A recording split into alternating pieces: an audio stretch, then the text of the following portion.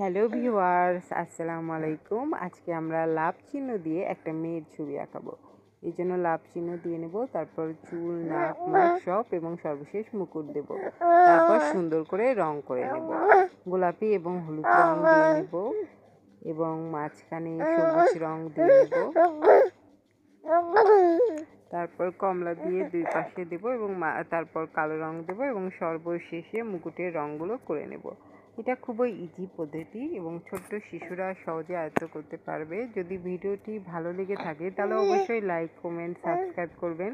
সেই সাথে শেয়ার করতে ভুলবেন না, কারণ শেয়ার করলে আমি পরবর্তী ভিডিওগুলো আপলোড করার আরও ইন্সপায়ার পাবো। ধন্যবাদ সবাইকে।